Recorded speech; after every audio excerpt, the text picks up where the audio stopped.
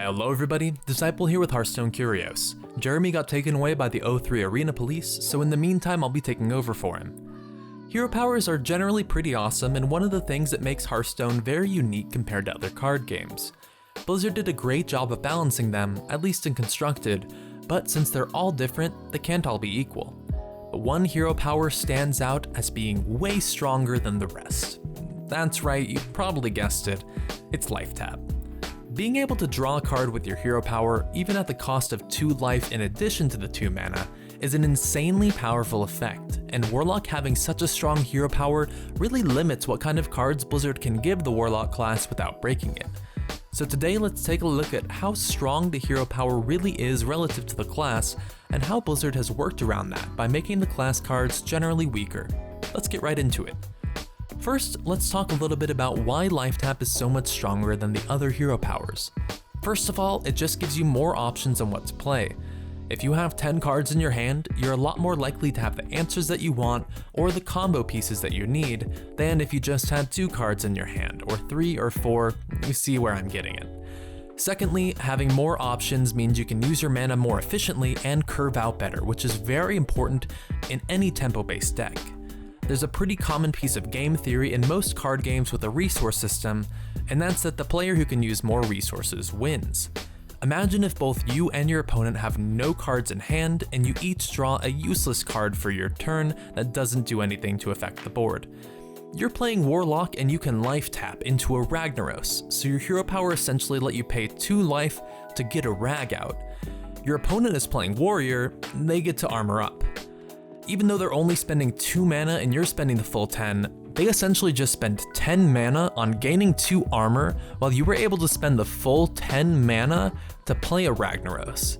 Basically, no other hero power can have quite as significant of an impact on the game or is as important to its respective class's game plan as Life Tap.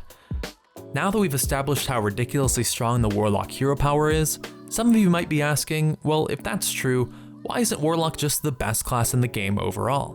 Well, that's because Blizzard balances the class by giving them much weaker class cards in general, or ones with pretty strong drawbacks. A lot of Warlock's AoE effects actually damage you as well, like Hellfire, Fellfire Potion, Abyssal Enforcer, and Dread Infernal, and they're all symmetrical as well, so they damage your own board, while Shadow Flame, another staple board clear, requires you to destroy one of your own minions, which is another clear drawback. A lot of aggressive class minions also have the drawback of dealing damage to your hero. Notable examples of this like Flame Imp, Wrathguard, Pit Lord, and Unlicensed Apothecary. Blizzard wanted to prevent Zoo from being able to tap literally every single turn and still play very strong minions, and also wanted to make it weaker in aggro mirrors so it didn't run away and just become the best deck in the game.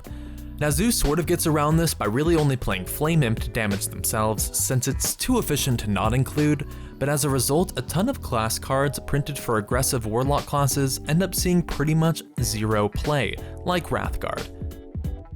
Another really common drawback for Warlock class is discarding cards at random. Now this has become much less of a drawback for Zoo since they have synergies with cards like Malchezaar's Imp or Silverware Golem, but most of these cards are still pretty bad in control decks, because Reno Lock or Handlock variants can't afford to discard random cards. What if you get unlucky and discard a Reno or part of your combo finisher or your Jiraxis? This unfortunately means that class cards with removal that would love to be played in mid-range or control slots end up being cards like Dark Bargain, which are designed to be control cards but are pretty much unplayable because of the discard. So people might be saying, well, the class has drawbacks to make up for the strong hero power, what's the big deal? Well, gameplay wise for people playing against Warlock, it's not that big of a deal, because the class doesn't usually get too OP, and there are lots of great decks in other classes. However, Warlock's pretty much pigeonholed into 2 deck type variants, either being an aggro deck in Zoo or playing a very controlling style deck like Handlock or Reno Lock variants. The deck has no incentive to be a mid-range deck because most of its mid-range class cards have very strong drawbacks, and when your hero power draws tons of cards, you lean towards either dumping your hand or overwhelming your opponent in the late game. Additionally, Blizzard really learned their lesson with Leroy, Power Overwhelming, and Faceless in the Handlock glory days, and so they're never going to give Warlock any strong combo pieces in the future because being able to draw an extra card every turn makes combo decks way too strong. Now obviously Blizzard isn't going to change life tap this late into the game, and Warlock can still have refreshing new games through new cards, but for the foreseeable future it really only has 2 main archetypes that it can be, which is kind of a shame.